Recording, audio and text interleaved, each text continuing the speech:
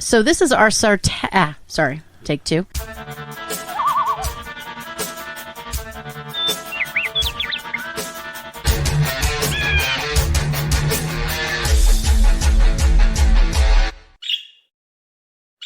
After a brief hiatus, we are back. This is What the Flock Radio's Birds of a Feather. We are an indie music-focused show rife with witty, fuck-laden, insanely interesting, and unhinged banter. Our thematic submissions will confuse, infuse, and delight you, while our fascinating fun features fluster, flummox, fulfill, and thrill you. And you may be asking, well, who is this person that is speaking to you on behalf of Birds of a Feather? Well, I'm one half. And I'm speaking on behalf, and I am the vocalist for the rock band Ascent. You can find us on your favorite music platforms by searching ASNT or ASNT Rocks. Now, I'm going to do what I normally do, or what I've done in the past, which is my Who Dat first song. You should play along. My first instrument was cello. Asher played my demo for Paul McCartney and George Harrison, and I was signed to the Beatles label. I performed on the final episode of The Jay Leno Show. I love Carolina. I met Mark David Chapman the day before he murdered John Lennon. I'm not vain, despite what Simon says. Okay. Signed. Wow, there's a lot of stuff there. I know. I packed it in. It's not James Taylor, is it? It is actually James Taylor. There we go. I did do two giveaways. Repeating my blowout success from winging it. Yes, the I Love Carolina was a big one. And then I'm not vain, despite what Simon says. Oh, man. Carly Simon, to whom he was married. I just went to Carolina in my mind. That's right. And Carly Simon, yeah. There it is. So I'm one half of Birds of a Feather, and Professor Pea Soup is the second half. Well, how many times have you heard it said that I'm Professor Pea Soup, international rock legend, radiant savant, and I'm a man of few words. Okay, that's bullshit. What? I'm what you call a real gone guy. Not really gone, but feel free to keep hoping at least. No shame in that. Oh, my. And we are back. Yes, it's true. Unprepared, in altered states, standard operating procedure. It's worked for us all along. SOP. And, I would ask you listeners how you filled the howling void in your lives in our absence, but it wouldn't do to get too puffed up or to overestimate our importance or essentiality, because, as an enlightened man once said, pride is an abomination. One must forego the self to attain total spiritual creaminess and avoid the chewy chunks of degradation. Spiritual creaminess. Gotta avoid those chewy chunks. I know I do. Didn't say it. I wish I did. I didn't say it. But you know what? You repeated it, and that's just as good. Right. So, yeah, we're ready. We're ready. We're back. We came back. We're those people. We come back. We bounce back. We'll get to where we were, okay, in just a few minutes. But before then, don't you have something else to share with us? Did I? I don't think so. Oh, you mean a theme or something like that? Oh, that, yes. Let's try that. Yeah, we used to do that. It was a long time ago. That's still a thing? Yes. Today announcing it is a thing. Features is still a thing? Wow. Still a thing. See, I remember certain aspects, like the important stuff, like say nice things about the show, but actually how to do the show is another story. Features, okay. I can always whisper any tips you need. Oh, man. And another feature that apparently she's daring me to not say, but I will say it anyway. Oh, excellent. And new theme is, if you've heard Swan, you've heard Quetzal. And you can put that together yourself.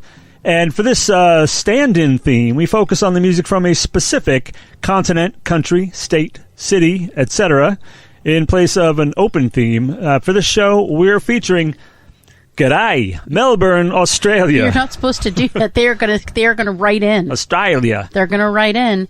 And just so you know, Swan and Quetzal are birds. Crikey. So there are two. And isn't there a fascinating factoid there as well about Melbourne? There is. It might be very faintly printed. Real quick, look at me. You're not supposed to talk about the format. There isn't supposed to be a physical format. Okay. Don't talk about the format. All right. Well, it's not that. It's my faint eyes that says the fascinating factoid is that Melbourne is known for its live music scene. Yeah. They claim to have the best coffee in the world, double yeah, and is considered one of the street art capitals of the world. What am I doing here? Why are we here? Melbourne sounds like the place, mate. Oh, no. Okay. I don't. We're gonna get angry letters. But we'll see what happens. All right. Well, thank you very much. So that means that all of the artists on tonight's show that we're featuring are from Melbourne. So I know it's very specific, but it's very interesting. So we'll get to hear some of Melbourne's finest, at least in my humble opinion, though I haven't heard it all. So before we get to the music, I'm going to talk about Finch-worthy slang. Now, for this every show feature, we are challenged to use a selected slang word or phrase as much as possible throughout the show, whether it makes sense or not. And this week's slang phrase is as if. As if? As if. This is a sarcastic retort to a preposterous suggestion, as if imagines a ridiculous alternate reality in which the subject being discussed could actually happen. And we, of course, can thank Clueless for this memorable 90s slang term. Yeah, I think every one of us has that little valley girl inside who loves to say that or as think if. that. As if. I mean, we think it. We're usually too grown up to say it. I mean, I don't normally say it. I think it in my head. I go, oh, please, as if. That's what's great about this show is it gives you license to do things that ordinarily you're supposed to be too grown up to do. It's fucking right. Yep. Like cuss every other fucking word. So our bird banter this time is going to be, well, where the fuck have we been? And you know what? That's a fair question, and I think it's a question that we have to answer. So, David, where have we been? I'm just kidding. Not touching it. So I will share that during this hiatus, which was unexpected, just some personal stuff came up that just got in the way of recording and doing a bunch of stuff. So, it's not something that we take lightly, not doing the show. Obviously, we're bringing the show to you every single week. So whatever happened must have been a really big deal. But now we are back and we plan to keep going and do a show for you every single week. So we hope you missed us. We certainly missed you. And we vow to never do that again unless something really horrific comes up, okay? So that's where we've been. Any words, David? No, that we missed you guys, and Christina diligently tried to keep in touch with the social media crowd and tell them we were, remind them and let them know we'd be back. But it's kind of hard to do that with you radio peeps, and we do appreciate your being there so much. Absolutely. So we're back, and that's what's really important, and we promise never to leave you again. We're so sorry. Look what we did. We just abandoned our audience. But we share with them, too. We do. Well, for example, I guess we are ready to go, though, even though we do have some administrative housekeeping stuff to attend to that I discovered in the interim. Oh, of course. I guess it's okay we share it because with the folks. Okay, I think we should. The show's an open book with the folks. Absolutely. I was perusing the International Radio and Podcast Charter the other day. Okay. And I noticed there's something vital that we've been neglecting. Oh, shit. Left completely out of our manifesto and bylaws. Oh, no. For which I blame you. Of course. Of course, as you created the show. Right. Who else could you blame? Apparently, we are bound to conduct an annual evaluation to determine our emotional fitness as disseminators of ideas to a global audience. This is some relatively new thing. But which I suppose is good because I never would have made it past the first year. Yeah. But I don't want to worry you. It's not a really big deal, though. Okay. It's an assessment test, and they even fashioned it into a game format, which as educators we're familiar with that approach. We are gamification. Yeah, we use game teaching all the time. That's right. So as we play, the algorithm of the program is focusing in on establishing the answer to one basic question, namely, how old is your brain?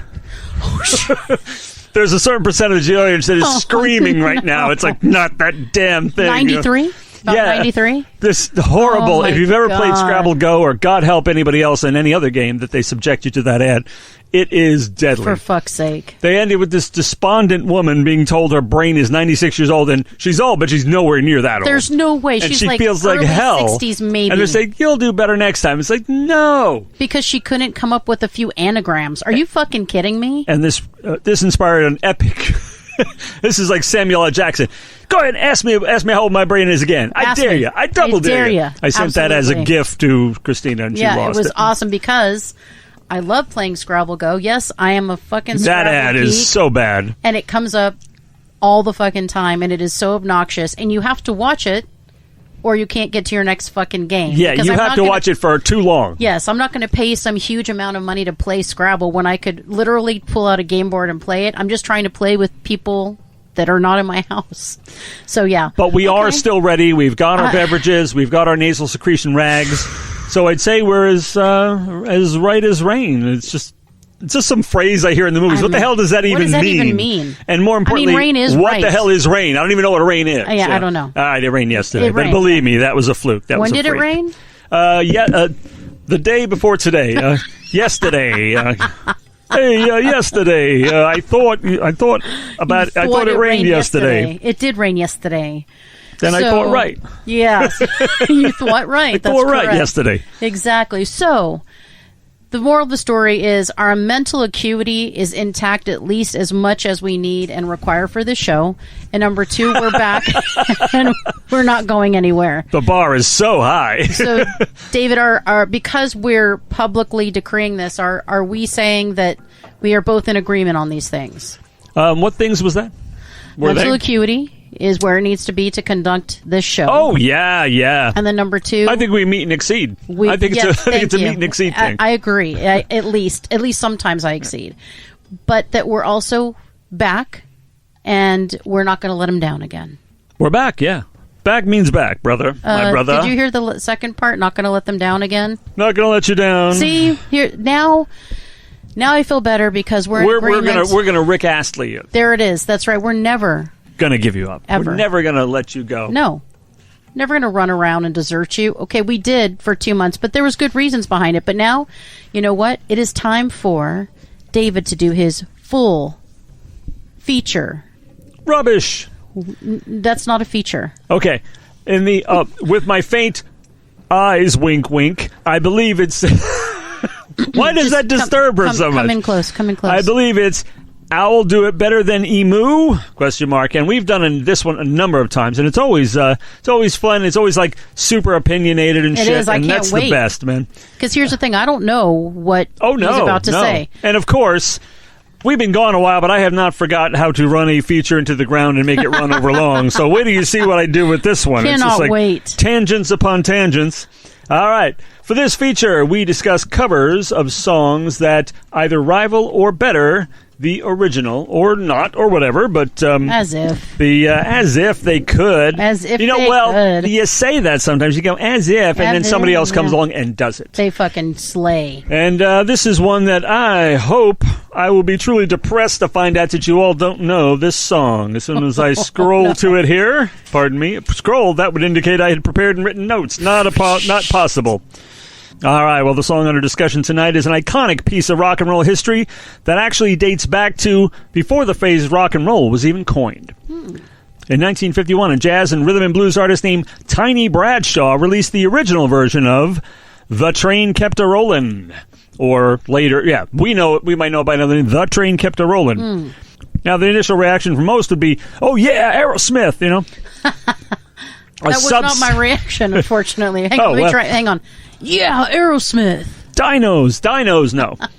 A subset of those people, super dinos, would say it was Aerosmith covering the Yardbirds. But there is more to the story. Cannot wait. And to my shame, I didn't know a lot of this. Now, if there were any truth to the narrative, Punkin is always pushing that I know something about rock and roll history, or I'm some kind of encyclopedia or anything. Just listen to the winging it, for fuck's sake. Listen to the luck on winging it. Whatever. It's fucking skill, motherfucker. That's skill. There isn't, but if there were, I'd be reasonably sure that most of you will not be familiar with the fascinating evolution of this song, because I learned a great deal about it just in researching it for this feature. Oh, did I indicate I prepared? Oh, that's a mistake. Okay. Shh. All right. Starting with the fact that I have never heard the Tiny Bradshaw original until this week. Nor me. All right, there you go. Well, but you don't have that visceral reaction to Train Kept A-Rollin' like, most rock fans over 30. Wow. Well, I mean, in my warped mind. So, in your mind, I'm 29? Yeah. Thank you. Thank you very much. Listening to it, I have to say, it was very much like hearing that album that you hear me talk way too much about, Pat Boone's In a Metal Mood. Fucking A. On that, the legend takes on hard rock songs and gives them the big band Lawrence Welk Show treatment. Well, this is like that in reverse. The song was a swing and jump blues, Cab Calloway style number, and hugely enjoyable. Fuck yeah. Yeah. So next up, the Yardbirds gripped it in their little claws and flew away with it? Nope. No. That was another surprise. In 1956 is when the song actually took on something like the form we know today, as recorded by Johnny Burnett and the Rock and Roll Trio. Oh, my. Didn't know. Did not know. They recorded a chunka, propulsive guitar-style version, but with Buddy Holly-style hiccups and a distinctly rockabilly flavor. And if you are one of those serial killers out there who doesn't like rockabilly... Fucking A. Please seek help for all of our sakes. Okay? I actually really love rockabilly. That doesn't surprise you, though, does it? No. No. Their version features what some historians consider the first recorded example of intentionally distorted guitar in rock music, but it was probably serendipity because the sound was created by the guitar player accidentally dropping his amplifier, which dislodged a power tube. So, fuck yeah. Accidental, serendipitous, distorted guitars invented. Anyway. The rest was history. That song, by the way, was... included in the Rock and Roll Hall of Fame's exhibition of the 500 songs that shaped rock and roll. You know, the Burnett version, in fact. And they said one historian said it evolved from ragtime through jazz, boogie woogie, big band swing, small combo rhythm and blues, rockabilly, blues rock, acid rock, heavy metal, punk, thrash, psychobilly, and points beyond. It is that important a song. Damn. It became increasingly wild and dissonant as if each performer were trying to surpass the intensity of the previous. So, why else bother doing it if you're not trying to surpass?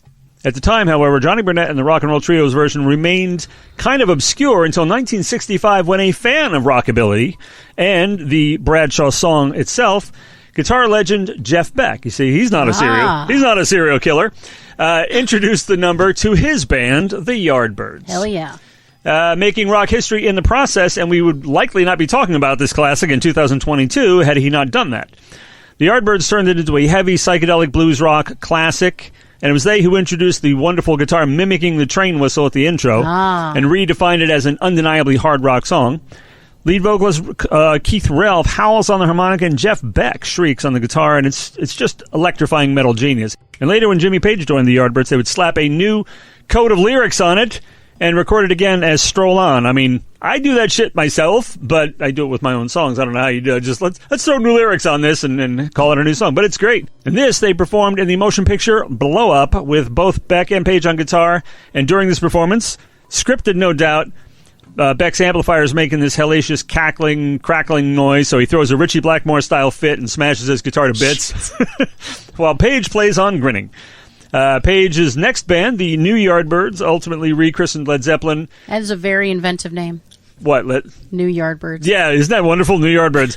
They had to settle for Led Zeppelin in the end. They performed the song in their early tours as well, not to mention it was the first song they ever practiced together.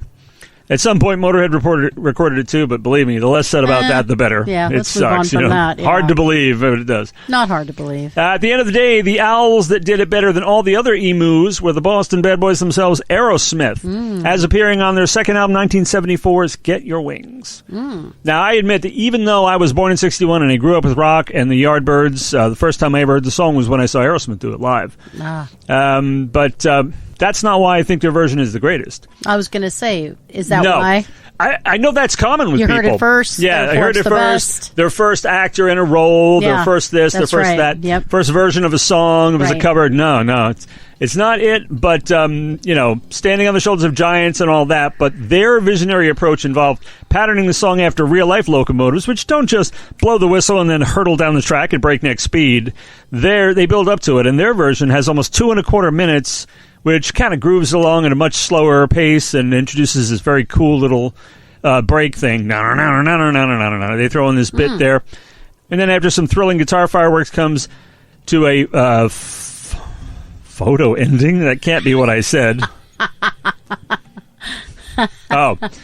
Then after some thrilling guitar fireworks comes the faux ending. And faux. I love the dictation notes. More time to edit. I was wondering. Photo, faux. Why did not think of faux first? What could it be trying to figure out? I was going to say it was a photo finish, and it wasn't anything like that at all. For fuck's sake. A photo finish. I thought you were going to say that because at least there's some connection. Yeah. I mean, yeah, the song comes in with a photo finish against what? Itself? I was like, what the fuck were you going to say? Now, but the faux finish. Makes sense. Fake ass finish. For fuck's sake. Oh my God. Oh, it tickled me, man. Oh, it tickled me. The photo finish against itself. And drummer Joey Kramer, the rubber baby. Rubber baby. The rubber baby. The rubber, Unique New York. Yeah. Joey Kramer, lead drummer and rubber baby buggy bumper, playing a fast roll to a dubbed-in audience, and they stole the audience from the concert for Bangladesh. Is that funny? Oh my God! When you listen to Aerosmith, Train Get the Roll, that's what you hear. I just found that out. That's amazing. The guitar whistle repeats, and then the train barrels away. Then it picks up to the tempo of the Yardbirds version. And if its setup and execution doesn't give you goosebumps, you're either comatose or an actual goose who has bumps already. Shit. That's all I can think of. Geese have bumps? Yeah. I get they must. I don't go around petting a lot of geese. They will bite my ass off. I mean, I think they would get them even more from this. Maybe. Little fun fact for you liner note readers and credit buffs. This and so a few... basically you. Yeah. That's you. No way! There are dinos out there who like credits, right? It's really cool. No, it's cool that you do that, but basically you. See, this is yet another tangent. Now we're talking about the producer. This and a few other Aerosmith albums were produced by Jack Douglas, who also produced the Tiny Bradshaw original. Oh, shit. All the way back then. Now, Joe Perry is an inspired and fiery lead guitarist, and I don't think he's as widely appreciated as he should be. Even for all of his success, I think he's better than people give him credit for. But the real shock for me, after decades of drooling fanboyism, was finding out that it's not him playing on this unbeatable recording. Neither is it Aerosmith other guitarist Brad Whitford, who slings a mighty axe himself. Who the fuck is playing? The out-of-the-body experience-inducing lead guitar solos on Aerosmith Train Kept It Rollin' were laid down by guests.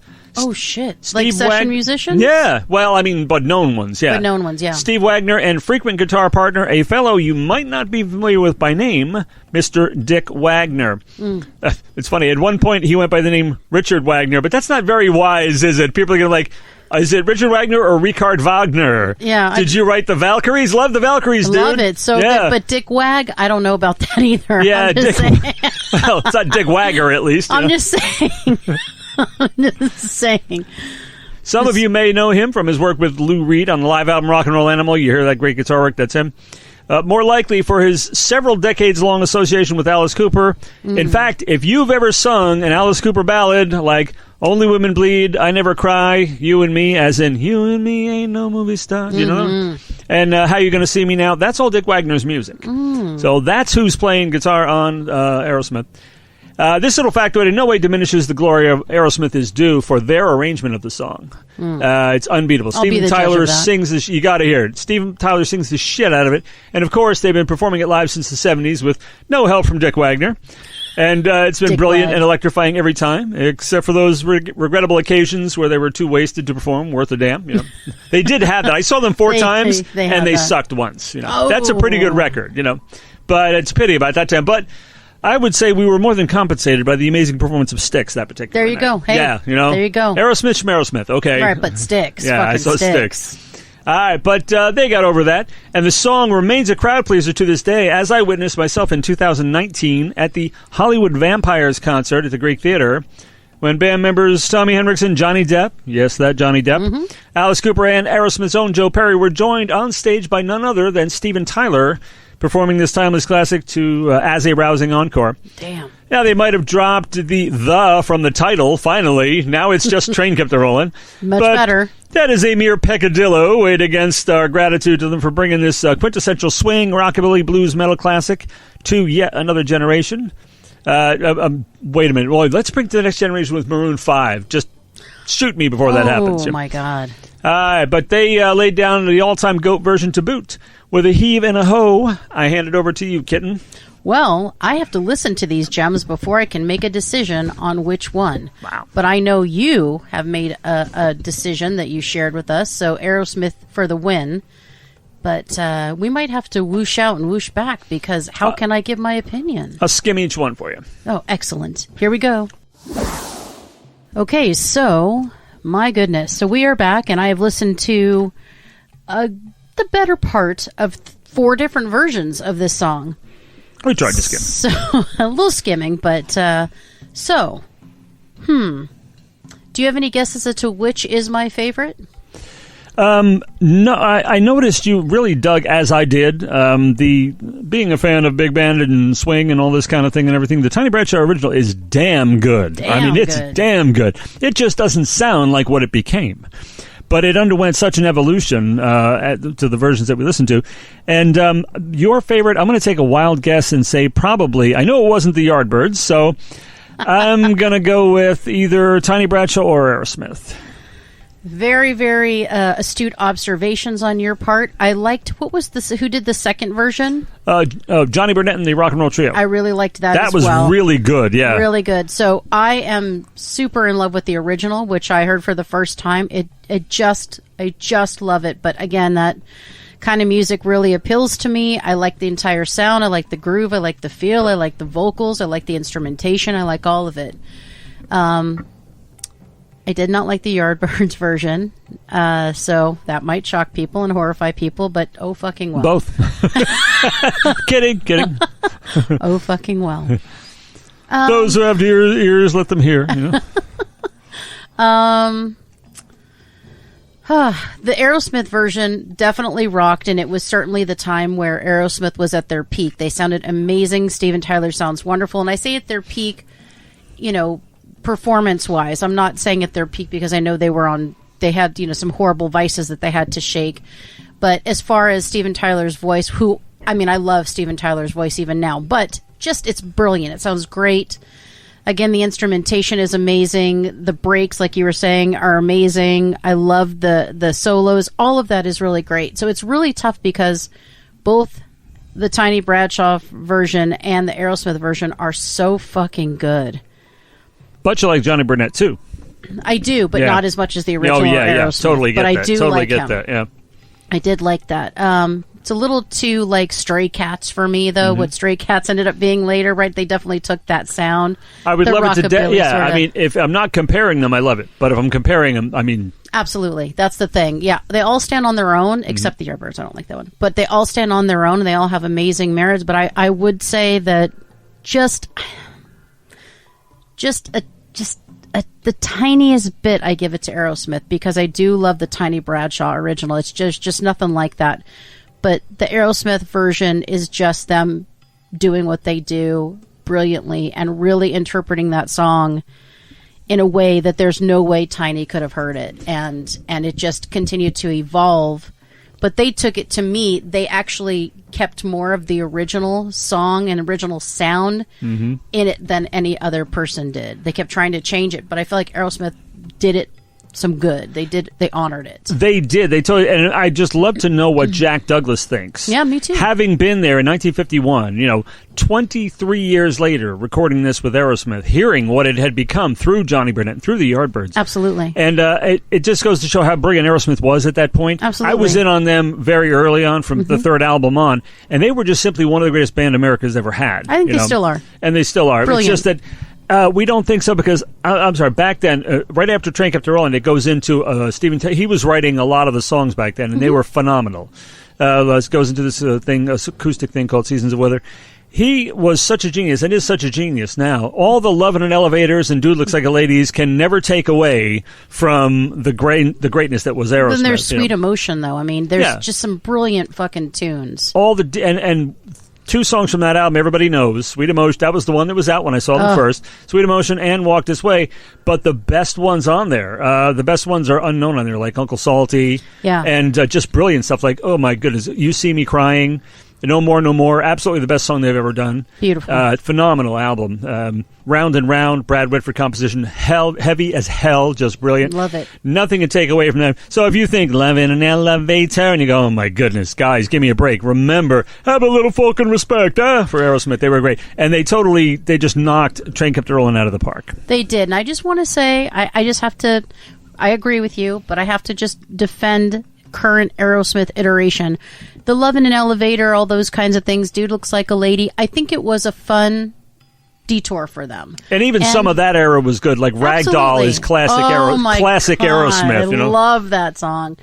But, they aren't my favorite songs, but if they come on the radio, I'm not quick to turn them off. They're still fucking quality, rock-solid rock songs. They are. So, Aerosmith is brilliant now, but there was just, again, it's kind of like a band with the first few albums. There's some magic that's there.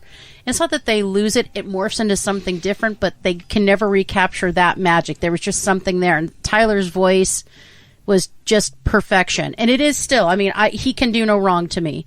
But I find this really a fascinating I Will Do It Better Than Emu. This was great. Thank you very much. I just was turned on to songs I'd never heard before. Well, a song I'd never heard before, done 4 ways. Absolutely dumbfounded. There's anybody who didn't know that song because it's that big. It's just been around so long. But somehow she missed it. But I haven't been around that long. Though. No, that's true. That's true. Not as long as the song. Or me. But, it's a classic. Now you know. And brilliant. Yeah. I love it. So thank Sorry you very much. for pulling 4 songs out in place of 2 to compare. But that's all right. That little evolution there to kind of bolster up the whole he knows something thing. Although I actually looked most of that up, Whatever. Yep. Yeah, you know a lot of shit because you are a liner notes guy. You are that guy. You do care about all of that. And it's not that I don't care, but for whatever reason, I don't rabbit hole the way you do. You will rabbit hole and you will find out and you will find connections. And I just kind of read it and I'm like, oh, that's interesting. And I move on and you go, oh, that's interesting. Oh, and look at that connection. Mm-hmm. And then this whole crazy, amazing still trap situation There occurs. are so many of those things. We just saw it with the songs. We saw it with songs on Winging It, I believe it was. Absolutely. Yeah. One band named themselves after another band's song, and then somebody named a band after their song, And there's always connections. 7 degrees of band names. That would be fun. That's right. Well, thank you very much. So our first Melbourne band is called Vim, and their song, Waiting, is the one that made it into today's show. They are alternative post-punk and dream pop. So here's Vim.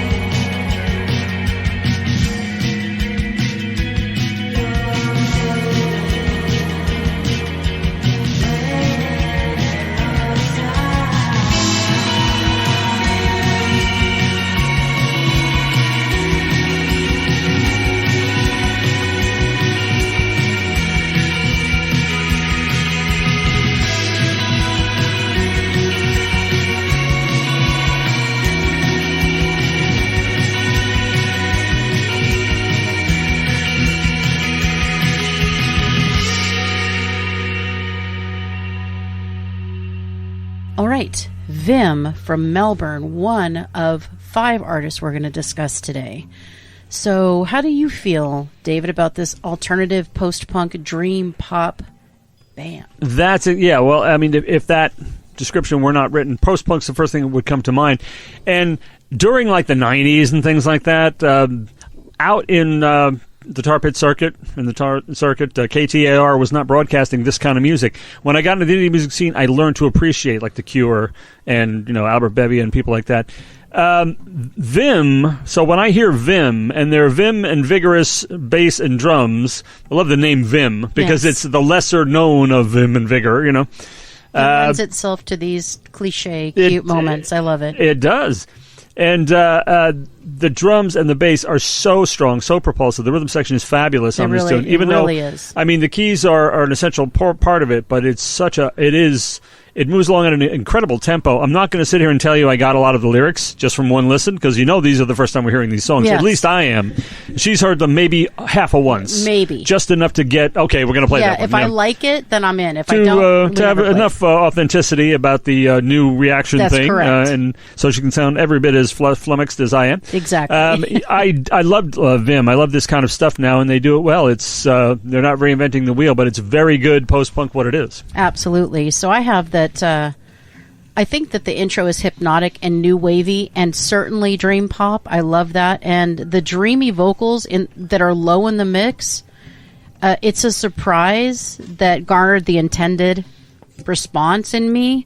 It's pure joy and wonder. I wanted to know what she was singing about. There's no way I could tell, because she is really low in the mix, and she's got that kind of low, and then all that kind of reverb and all of that stuff, which I love. But the Cure-like guitar and keys are sure to, delight Robert Smith. Absolutely. So I totally heard the Cure thing as well. And every part of this song, including the ending, were made to order for me. I'm a total alt and kind of new wave dream pop junkie. So I thought this was really, really great. Now, Vim, I came upon them, honestly, through Bandcamp. Sadly, Vim has broken up. Oh, but no. They are brilliant enough to me, and somebody that I'm going to continue to listen to. This was their last album they recorded in 2020. But I still think they are, even though they won't be putting out any more music, maybe following them, you'll be able to find out what their former members are doing now, because they certainly are up to something really great. So you can find them on Facebook at Vim Band AU. Here's hoping they still get together occasionally for a Vegemite sandwich and some bonding. We're going to get letters. We're going to get what? letters. It's a real thing. We are going to get letters. All right. Love Dion Unda. Dion Unda is great. I've done extensive work with an act I have, from Tasmania, Australia. I am going to give you David's direct email, because I don't want to be flooded on the BOAF on air email. So his direct email is... Put my email on the Bobby, All right, so our next feature is not one that is unknown, but one that is really, really fun. And we are doing various hummingbirds. And for this feature, we name lines from songs and try to stump each other in a head-to-head battle. And we always do this lightning round style, so we do it really fast because our hemming and hawing is kind of boring. But you go first this time, and I'm just looking forward to the absolute demolishing of me that you're going to do again, as you always do with this feature. With the best of possible intentions, I will lob the softest balls. I'm sorry if I misjudge. I'm only human. Let's see what we've got for Christina. You need to watch those balls. This one, and this is, you remember there was one where I knew it was such a cotton ball that I had to really, really phrase it very strangely. You did. And it was George Michael Faith, Yes. Well, I guess it would be nice. This is one of those things, to me, although you've surprised me in certain areas about certain types of groups, not knowing songs. You mean I've disappointed you. That's what you really mean. I was like, let me see, look in my eye. Now I've learned something. Look into my, I've disappointed him is what it is. Now I've learned something. Disappointment. It's just like, okay. You've learned that I'm not as cool as you thought. That's cool. I'm accepting. It's all right. Mm-hmm. Okay, so I'm going to mess with the delivery of this one and see how it goes. I was alone. I took a ride. I didn't know what I would find there. Uh-oh. I took a loan. I was alone. I took a ride. I didn't know what I would find there. I could add another line. All right. Another road where maybe I could see another kind of mind there. No idea. Uh-oh. Ooh, then I suddenly see you. Come on. Ooh, then I suddenly see you. Oh, no. I know. See, I'm not so cool. sorry. I'm not as cool. It's a mental block that doesn't mean you're not cool. It's just you don't know what you don't know right now. I was alone. I took a ride. I didn't know what I would find there. Got to get you into my life. God the Beatles. Damn it. Just in case you were going to say Paul McCartney, as you sometimes do. The Beatles. Okay.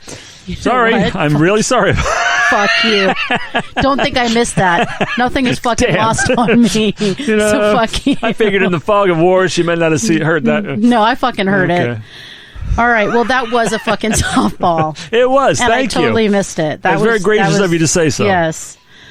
All right. So, well, there's hours of time. No. Let me try on the telephone line? Yes. To talk about things to come? Fucking A. Sweet dreams and flying machines and pieces on the ground. Mr. James Taylor, Fire and Rain. Sorry. It's one of those lines, babe. Fuck. Sorry. I'm on tonight. I'm going to have to just go back to the drawing board. Remember the song The Kid Is Hot Tonight? I'm sorry. The Kid Is Hot Tonight. Okay, well, I mean, I wasn't trying to stump you, and I needed to do James Taylor because he was my who dat. So I really wanted to do one. Exactly. All right, so let's see. They're bound to get much harder on me, and I missed the fucking cotton ball. Yeah, this is. I'm sorry. I have not nearly so much hope about this one. Great. Some gal would giggle and I'd get red, and some guy'd laugh and I'd bust his head. I'll tell you, life ain't easy. No fucking clue. Really? Okay. Hang on. I'll try to find a line you might know. Okay. We're allowed to do other lines, you know. Let me see. Shit. That was one of the best ones, though. I'm sorry. I'm beginning to feel like I should not have invented various songbirds because I suck at it. I'm so sorry. This might have been a little tiny bit obscure, but I mean, everybody knows the song, but you still might not. You might be one of the people who doesn't know the song, who doesn't exist. You know the song. You do know the song. I'm not disappointed. No, I'm very understanding. All right, well, we'll do the whole verse. Well, he must have thought that it was quite a joke, and it got a lot of laughs from lots of folks. See, the folks. It seems I've had to fight my whole life through. Some gal would giggle and I'd get red. Some guy'd laugh and I'd bust his head. I'll tell you, life ain't easy. I know this song. Oh, I know you do. It's too bad I can't sing part of it. Fuck. That's Hummingbirds. Once defeat is conceded. Defeat is conceded. I'll tell you, life ain't easy for a boy named... Sue. Yeah. Some gal would giggle and I'd get red, and some guy'd laugh and I'd bust his head. Boy named Sue. Sorry. I haven't heard that in so long. Oh, I'm sorry. No, it's okay. It's a great fucking song. I should listen to it more. That's my problem. When you I happen to be wearing Johnny completely coincidentally. I reached in blindly to my T-shirt pile and pulled that Johnny Cash. T-shirt pile. Yeah. When you come round, I never get down. I fly across the floor. I can see you coming on me, and I can't ask for more. When what happens? I'm trying to follow the narrative here, the action. Well, when you come round, I never get down. I fly across the floor. I can see you coming on me, and I can't ask for more. I'm not going to look into that line too much. Yeah, I wouldn't. Yeah. It's spelled the right way. I mean, what is it, Prince? No. It sounds like not Darling sounds Nikki. like something Prince would say, you know. I mean, tick, tick, bang, come on. Let me see. You're stumping me on this one. I probably know the song. You do. Lonely is the Night. Billy Squire. What? Wait, when you come round? I never get down. I fly across the floor. I can see you coming on me, and I can't ask for more. That's not part of Lonely is the Night. Yes, it is. No, it isn't. Yes, it is. We're gonna tentatively accept that as a defeat on my part. I will fucking show you right now. I will show your ass right now. It's been way too long. Don't Say No. Absolute classic album from Billy Squire. Absolutely.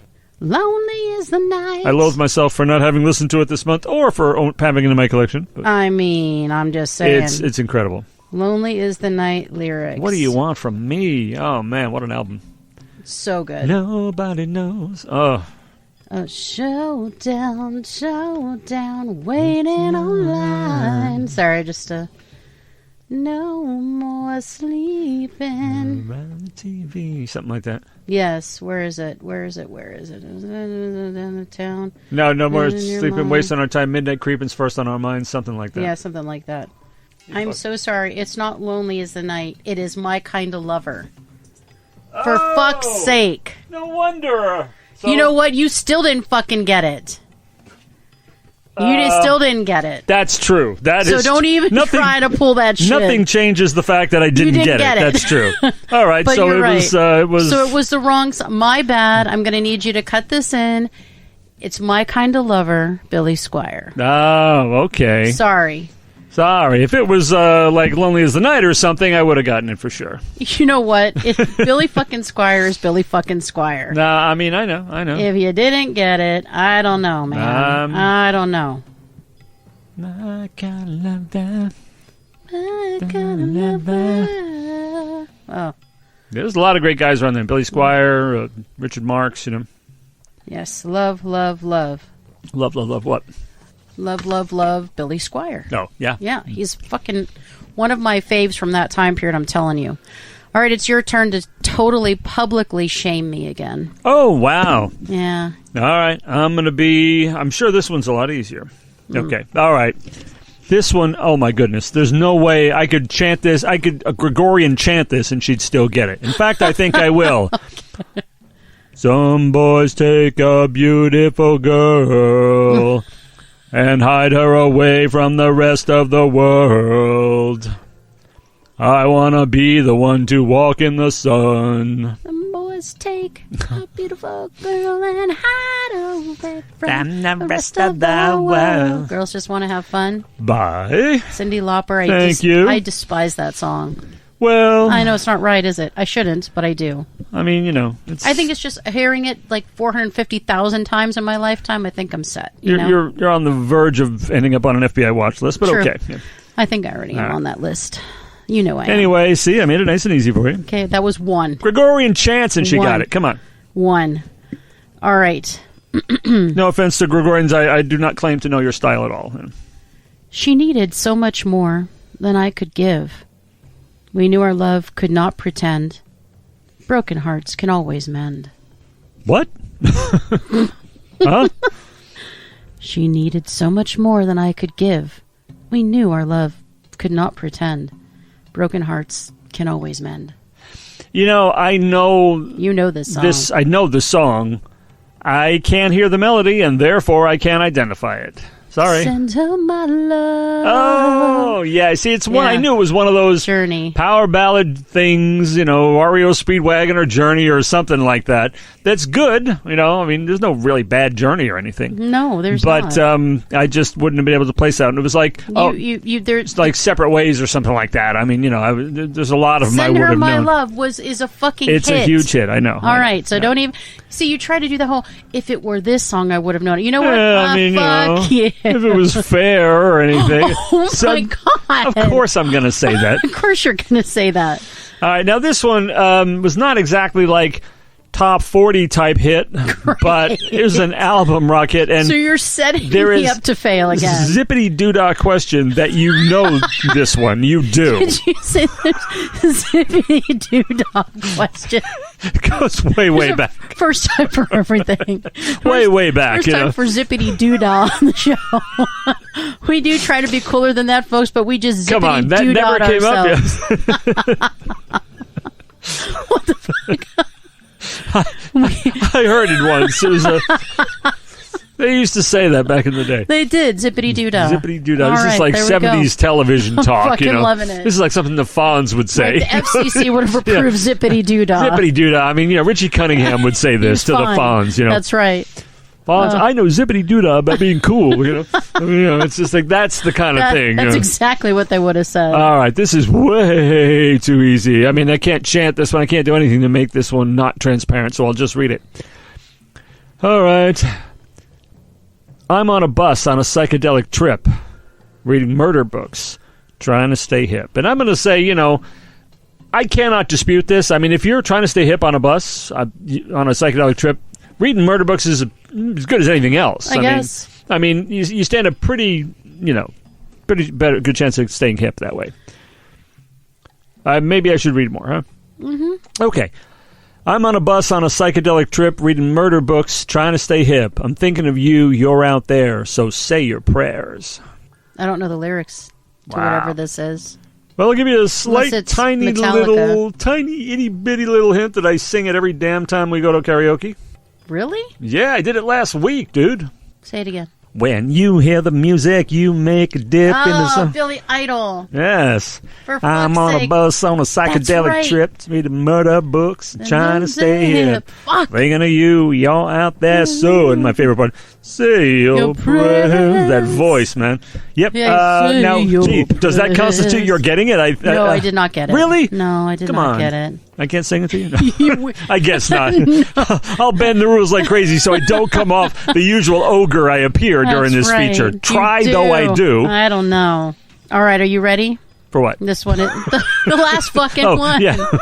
This one is zippity doo. I thought you were going to say do a feature. As if you're trying to be nice to me. As if give you're me any sort of. As if I'm going to know zippity doo-dah about this song. Fucking Cher would never say that. In that movie, she would be like, as if I would ever say that. There's a message in the wild, and I'm sending you this signal tonight. You don't know how desperate I've become, and it looks like I'm losing the fight. Uh-oh. I'm sending you this signal tonight. I know it. I know you know this. There's a message in the wild?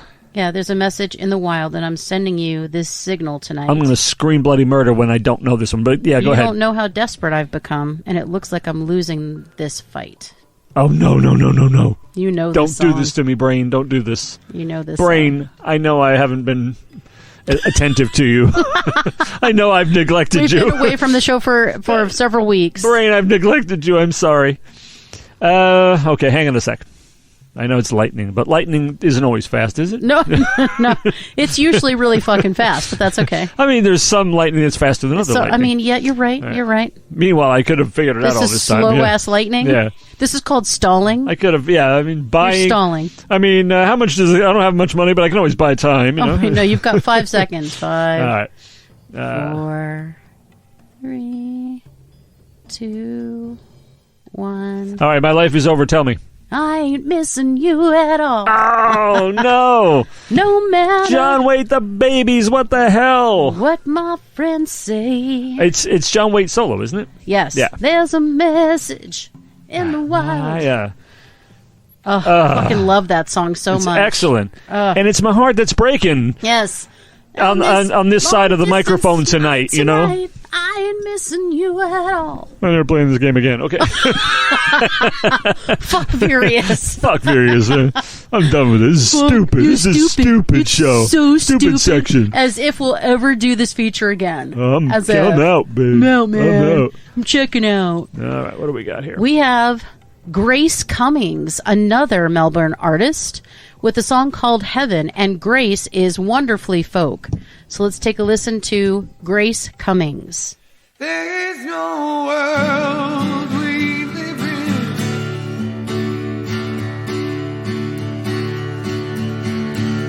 I've just discovered heaven.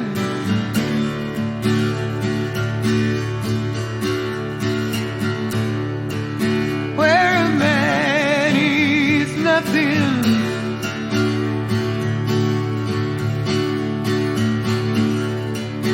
And the air is something.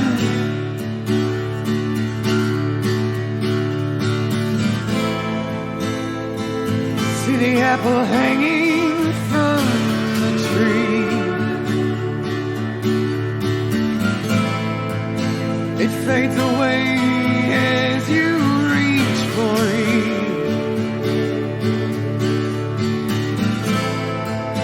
There is no God, there is no king. Yet you hear singing.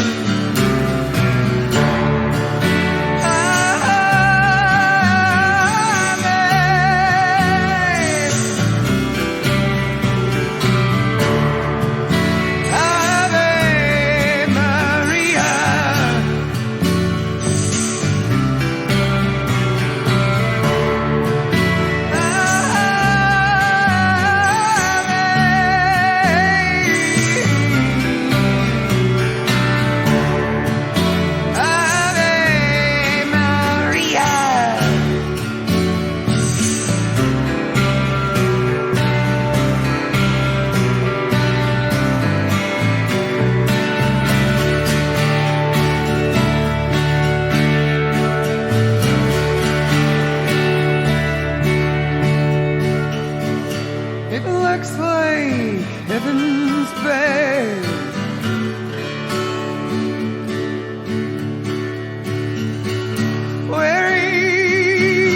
a 10-gallon Stetson hat. Nothing was made for sturdy stuff.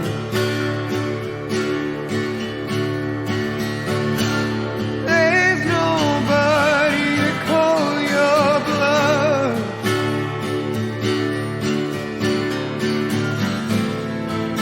Nothing's gonna catch fire. It's a pretty grave. Diamonds in the water flowing down the stream.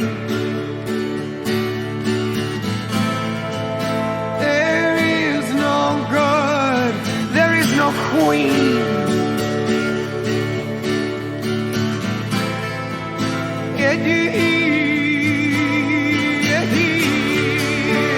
Let's sing him.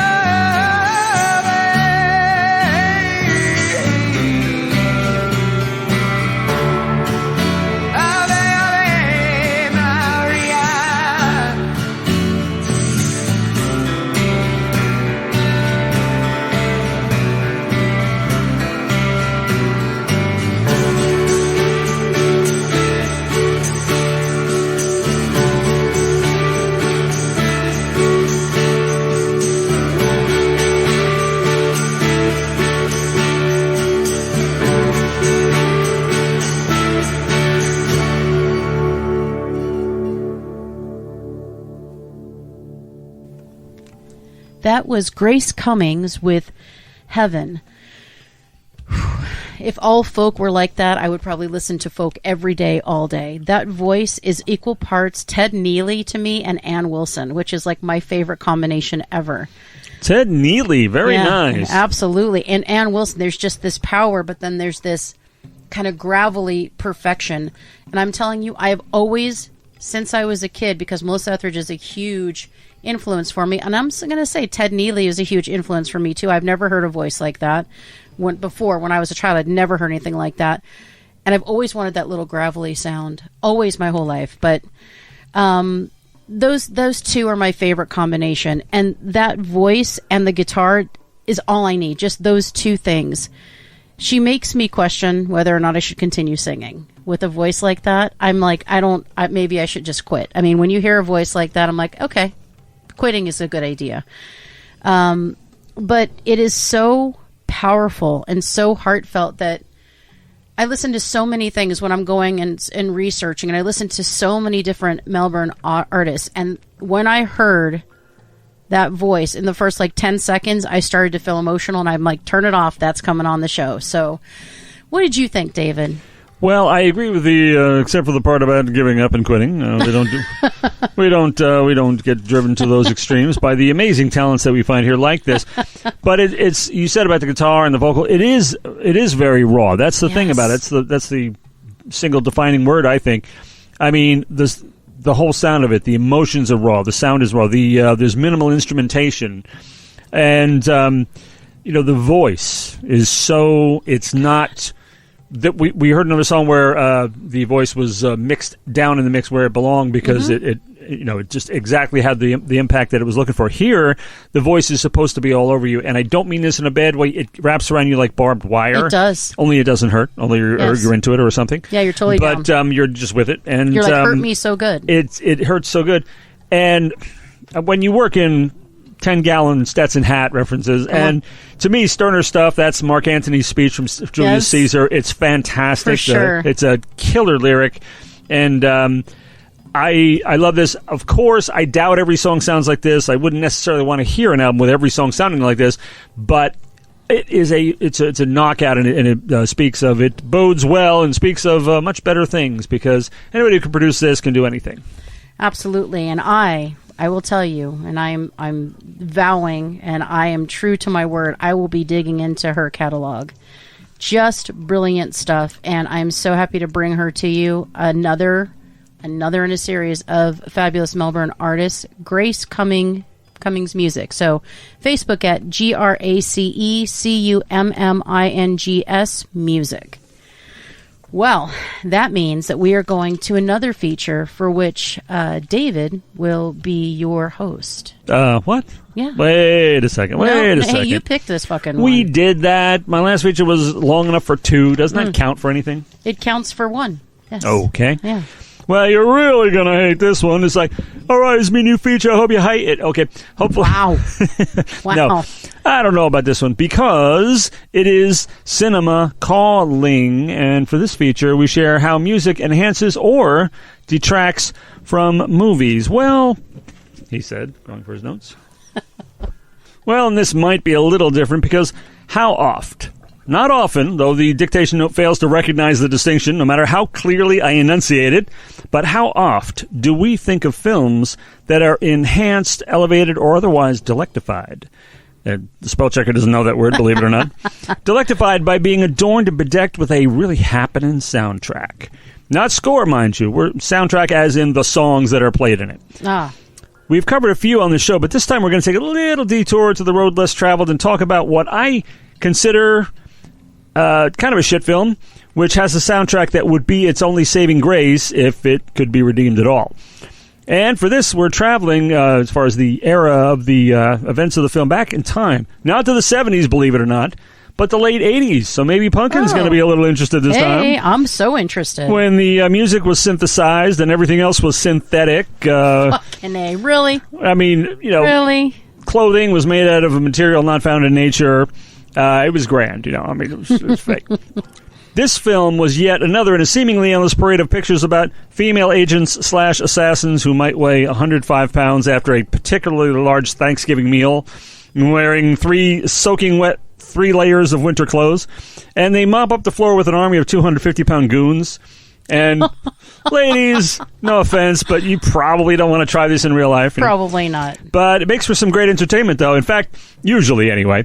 Gina Davis in The Long Kiss Goodnight. You ever see that one? Yes. It's a personal cheesy favorite of mine So and cheesy. my first wife. We love this one. Samuel Jackson, come on, But it's not. In the lamentable case of 2017's, and I have to pause before I say it, Atomic Blonde. Oh, God. Yes. I'm touching on something here. Yes. I have to pause because what usually comes out of my mouth half the time is Concrete Blonde. I don't know why. I just say that. Joey. Yeah, because I get it. blonde, Well, we're music folks. Yeah. So. Although it would probably be helpful for our titular protagonist to be made of concrete because though she always prevails, she takes one hell of a shellacking throughout this movie. And, in fact, this film pulls quite an impressive hat trick, and having the film's star, Academy Award winner Charlize Theron, Yes. emerging naked from a bathtub and evoking nothing from the viewer but revulsion as her body is covered in the most horrendous contusions. It's disgusting. And this probably is not the result of Hollywood makeup magic. This is probably just what Charlize Theron looked like while making this film. Yeah. She twisted her knee, bruised her hips, and had to undergo extensive dental surgery from clenching her teeth so hard. I mean, it was a mess. Oh. And I'm sure there was more, Theron's character, Lorraine, is an agent, and not just an agent, but a double agent, and in fact, ultimately, we find a triple agent. It takes place in and around 1989, fall of the Berlin Wall, Soviet Union collapse, reunification of Berlin, all that stuff. And, while I'm sure the city of Berlin at that time, with all of its spies, gangsters, and general lowlife scrambling to get over, was not any threat to Disneyland's claim to be happiest place on earth, I, for one, don't appreciate this level of bleakness in a film. Well, fair enough. Yeah, Fair enough. I get it. But, of course, it was a different... Who knows what I'd think of it now? This was years ago. I'm less of a pussy now. I mean, I can... You can handle a lot. My taste has evolved a little bit. It's a little. Yeah. Yeah.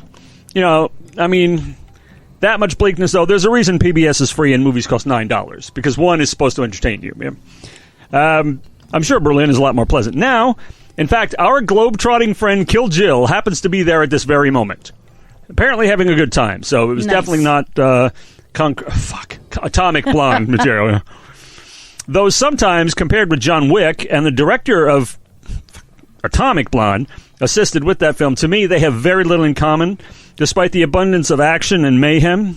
And I mean that in the legal sense. You know, people think of the word mayhem as like bedlam, pandemonium, the guy from the Allstate commercial, you know. You know the guy, right? Yes. I fucking love him. He's actually in John Wick. No shit. He's in John Wick. He's Mayhem. I didn't know that. Only he isn't doing Mayhem, though, but he is there. You know, legally it involves maiming, and grievous bodily injury. And while there's no shortage of that in either film, John Wick, at least, is blessed with a certain sardonic humor and the character's love for his late wife and his puppy, which was a gift from the aforementioned spouse. The beloved animal's senseless killing might trigger a chain of events resulting in the deaths of hundreds of persons, but damn it, it's entertaining as hell. You know? Yes. Bruce was commenting on this the other day. He said it was all over a puppy. It's like hundreds of people die because of the damn puppy. But you know what? What? I would kill for a puppy, too. Come on. A puppy is worth killing a couple hundred people. I'm just saying. You kill a puppy, I don't care how many motherfuckers are going. Sorry. Trumps, the motherfuckers. You know, and I'm funny that way. I want my entertainment to entertain me, and I want to enjoy movies. You know, I don't go there with some lemon suck face. Oh, why should I like you? Impress me. Impress me. Excuse me.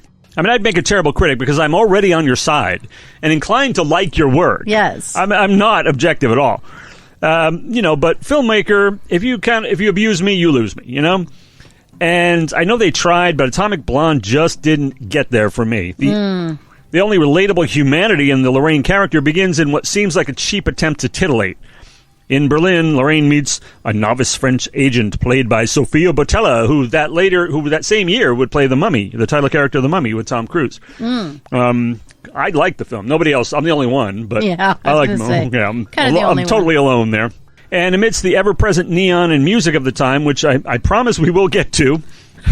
I was like, it's really? kind of a movie review right now. Yeah, but I mean, you know, that's. We'll get to the music. It's okay. I mean, you know, it's fine. You know, the two share a steamy kiss, but instead of just ticking off another box with cool stuff with a little lesbian eye candy, the ensuing relationship, however, brings the only vestige of warmth, affection, and even heartbreak to this joyless, ice-cold super agent, and that's not a character I really want to see, so it is this close to being the best thing.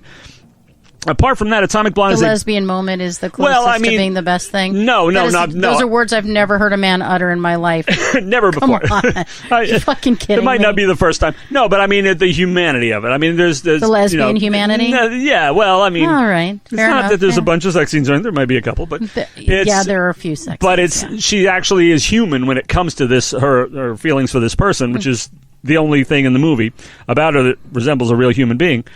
Apart from that, though, Atomic Blonde is a pretty soul-deadening affair, which, despite its numerous, undeniably well-staged fight scenes, is devoid of the giddy schoolboy thrills of John Wick. I mean, you sit there at John Wick and you kind of giggle, you know. It's just fun. Bruce is like, yeah, man. Yeah, it's fun. But it's not a total loss. As we're here to talk about the music. Do you like Neon, first of all? Yeah. Well, this flick's got lots of it. You know. I like Neon. For every gritty, grimy, depressing alley or warehouse scene where someone's being beaten to death, there's a club full of beautiful neon pulsing to an incredible 80s soundtrack. Fuck yeah. Yep. This movie's got a soundtrack for days, and never quite understood that saying. It's like right as rain. I mean, she's got legs for days? What the hell does that even mean? That's scary. Yeah, absolutely. And while Atomic Blonde's 115-minute runtime might feel like it lasts for days, the soundtrack never wears out its welcome. Carefully dissected, in fact, Atomic Blonde can make for a few good decadent 80s music videos. Just listen to the tunes that are in there. And, you know, it's been a few years, and I don't remember any particularly story-enhancing placement of the songs. Now, it's usually a thing. They'll play a certain song, like Almost Famous. Oh, yeah. And, you know, High Fidelity and stuff. This is not really one of those cases that I remember all these years later. Okay. But there's still always a relief. And this flick really could use relief wherever it can find it. However, you know, considering it wouldn't have been an anachronism having been released 10 years before the events of the story, I can't think of a possible reason for Blondie's Atomic not to be included. Oh, my God, you're right. You know, apart from that they just simply couldn't get permission, you know? Or just too obvious. I mean, Blondie, Atomic Blonde, hello, clubs, Just saying. Anyway, dig some of these tunes here, as Frankie would say, as the chairman of the board would say. Starting with a song which originated in another film's soundtrack, David Bowie Cat People, Putting Out Fire, co-written with Disco King Giorgio Moroder, who wrote, big producer, wrote all kinds of songs with Donna Summer. Yes. Cat People it was in the film Cat People, of course, has nothing to do with the lyric or anything. It's putting out fire. It's kind of a creepy song, and I'm not surprised everybody doesn't know it. But what about Peter Schilling, Major Tom? Oh, yeah. I love that song. Wait. Standing there alone, the ship is waiting, all systems are go. Are you sure? Now, and honestly, I had the lyric wrong on this one. It says, all is working, trying to relax, up in the capsule, send me up a drink, jokes Major Tom. Yeah. I thought he was saying something about take the Apodrine, which is motion sickness. I figure he's going up in space. It makes sense. You know what? I love that you injected logic into this song. I really thought he was talking about Apodrine. How are you going to fucking do that? Take the Apodrine. I thought that's how it went. I don't know why. You know what? It does go that way forevermore. I'll bet you it's one of those Mandela things. I bet you everybody thinks it says that. Absolutely, Mandela effect all day long. All day long. And we know that song from Gail Bedecker. Was singing it, right? And he in Breaking Bad before getting shot in the face. In the face. Point blank. Point blank. Totally rude. They found a tape of him singing that song. In fact, the feds were watching it. That's right. Yeah. Oh my God, I loved it. I loved it. It was so friggin' cool. I loved Gail, though. Oh, great, I know. Sweet, loving character. Great character. My goodness. All right, anyway, what else we got in this here little soundtrack? Now, you might know Tyler Bates. Yes. Yeah, right? He's all over this damn thing. He's got a song in here called, believe it or not, Cocksucker.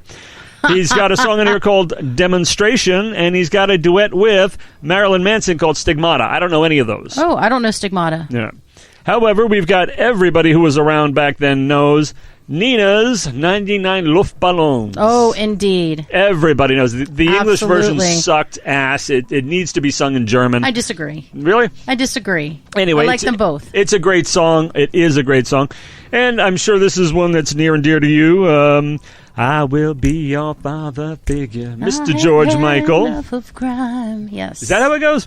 Yeah, I will. Yep, be the one to love you. Anything you have in mind.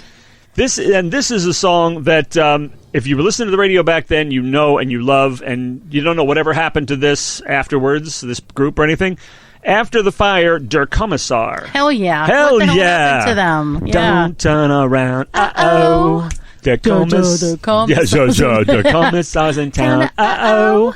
Excellent song. I know that, again, I'm pulling a total David right now, but Falco did an incredible little cover of that. That's exactly right. He did. You're right. I love Falco, unfortunately. We lost him a long time ago, but I love Falco. That was a great one. Yeah, and Falco, that's right, Falco covered. And this one, I don't remember much about, and this is one of those bands you got to wonder if they took their name from a song, Reflex. You wonder if it's Duran Duran thing? I wonder. But the song is The Politics of Dancing. The Politics of feeling good. Hell yeah, that's great in the movie. Song. It's a great soundtrack, I fucking love it. And Till Tuesday. Hush, hush. Keep it down now. Voices carry. Beautiful stuff. Fucking Amy Mann is a goddess. That is fantastic. And a song that seems to end up in a lot of soundtracks.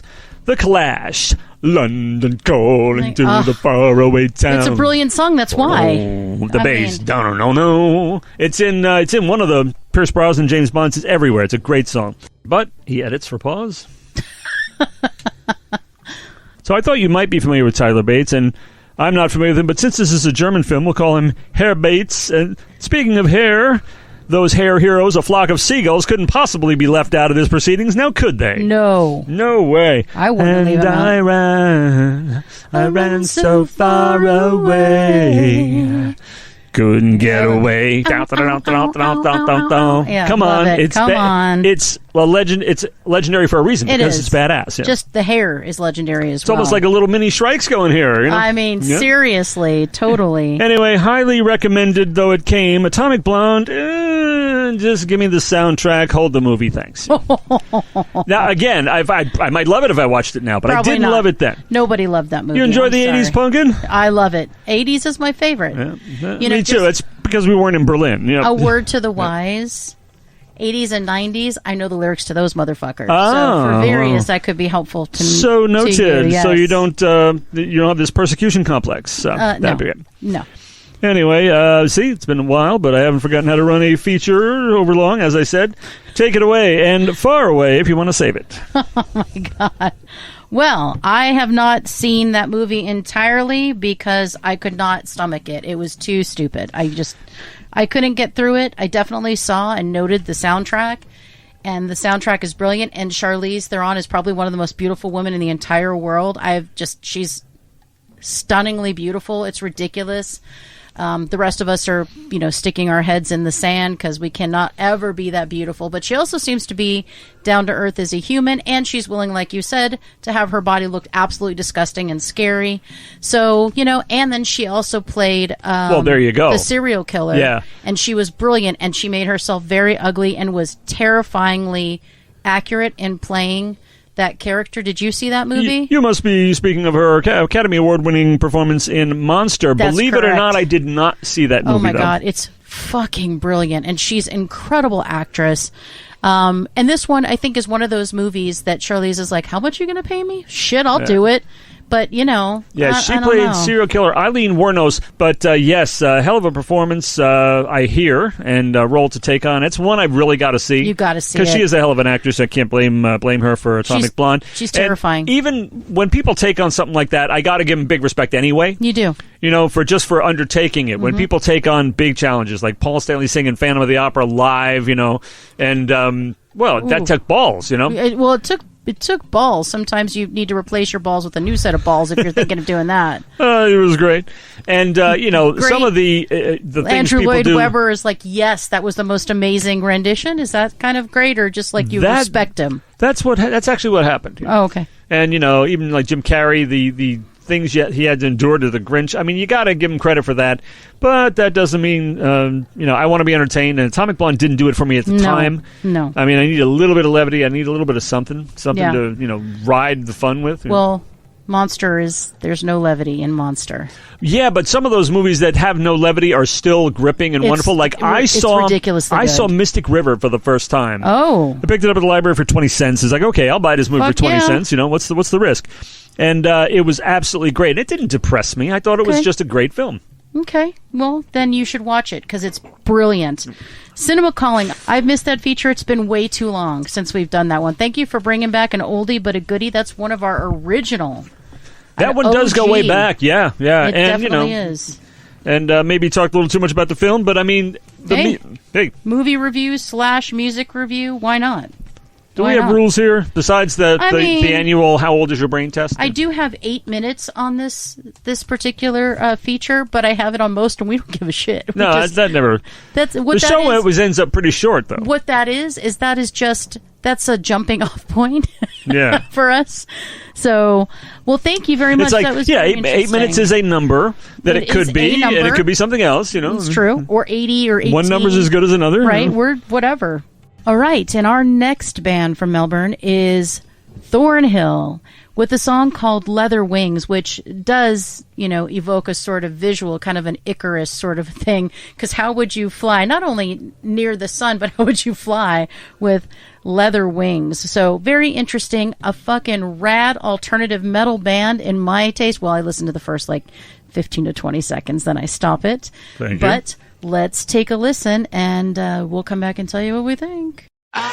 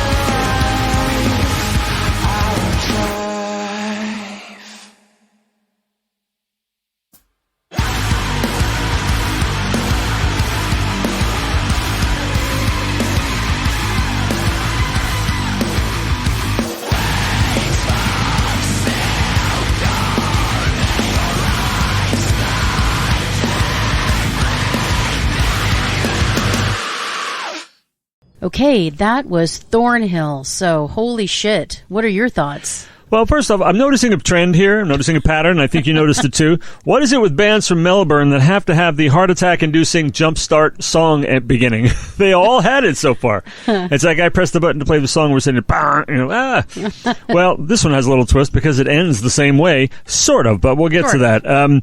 After that intro, well, I love the title Leather Wings because, I mean, it's leather wings. Is it like leathery wings? Is it a demon thing? And I'm going to be the first to tell you, I don't exactly understand many of the words of the song. But the first time through, I'm not going to sit here and tell you that I did. But you can tell it's frightening because of the music, tonally speaking, and the edge to the vocal. You can tell it's something. I mean, it can be mistaken for a chaotic noise, but no way. There's a very sly and sophisticated and haunting tapestry being woven here, and in what seems very noisy, and that's a hell of a trick to pull off, and I love that. And then it has the jump scare second false start at the end, or the second new beginning, and then it's this guttural damn dirty ape wonderful outro. And I mean that as that's my motto. Damn dirty ape. Yeah, that's my motto. Speak and act as a gentleman, but rock like a damn dirty ape. That's my motto. In fact, my song tomorrow night, it's listed as DDA Mix. That's what DDA stands for, Damn Dirty Ape. Oh. But guys, this was insane, killer. Yeah, we're going to be noisy, we're going to be crass, and yet there's some really beautiful stuff going on in there. It's a great tune. I got to look up the lyrics and read them because I didn't get many, but I loved what I heard. So I listened to about 20 seconds of these songs, so I'm looking for Melbourne bands, and this song starts, and I'm so fucking in from second one. And then to my absolute delight and pleasure, there are actually beautiful vocals. That voice is amazing and wonderful, and I love to hear the melodic vocals on a hard rock tune or a metal tune. There's something about that just does it for me. Not that I mind other vocals, but there was just something super wonderful about this because I'm a huge Muse fan. So Muse is very hard rock. Sometimes they could border on metal, but they're usually like kind of rocky, poppy Pretty sort heavy. of thing. But they're really heavy, and he's got these beautiful vocals, so I definitely felt super connected to this tune from that standpoint. And, usually a metal band is defined by their rhythm section and their guitars, but seriously, every single aspect of this particular track and this band really are key players, and that even the harmonies take on their own persona.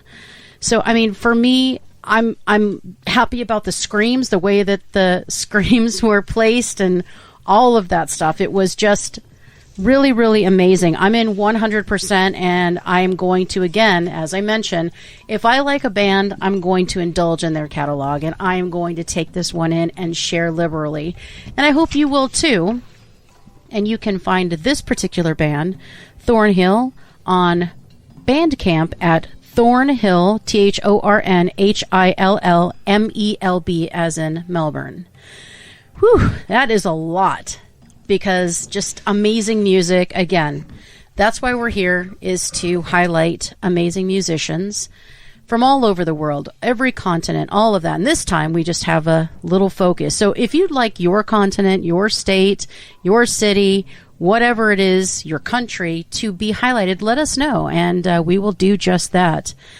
So next, what is next? Well, next is the pecking order. And for this feature, we pit similar bands against each other and determine the pecking order. So this time I picked two bands that are similar, not the same. I never pick bands that are the same, but similar. One founded in 1989, or really kind of came out in 1989, which is the Chemical Brothers. And the others came out in, I think, 1990, which is the Prodigy. So these two bands are very much the same in the fact that they're both electronic bands. They have a lot of kind of catchy, interesting, talking parts in them, or raps in them, depending on how you kind of say it. They have different movements, if you will. And because they came out at the same time, you can really see their evolution from where they started to where they are now. And both have relatively recent albums. I'm going to say from 2015 forward, so not super old albums. But I remember when the Chemical Brothers came out, and I remember when the Prodigy came out. Now, I like the Chemical Brothers' earlier stuff better than their later stuff, and the Prodigy's later stuff better than their early stuff. So it's very interesting. So I guess, did Chemical Brothers evolve or devolve? And I asked the same of myself for the Prodigy. And is that really a qualifier to be first in a pecking order? Probably not, right? It's what moves you, it's what gets you going. So listening back to these bands again, and one of the things I kept thinking is I should have put Fatboy Slim in here. So Fatboy Slim is an incredible electronic band too, but again, I should have done all three, but I'll find a place for Fatboy Slim in the future. Just brilliant. But anyway, can't say I dig their name very much, but back to the two that we're talking about.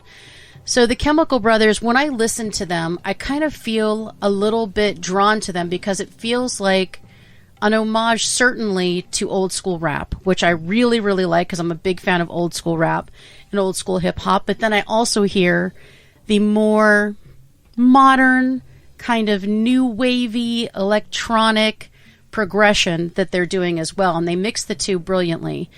And then I hear Prodigy, and I think that there is something to be said for the vocals. Right? All the vocals, there's very stylized vocals in the Prodigy's music, both from the lead and then who would be like the co-lead.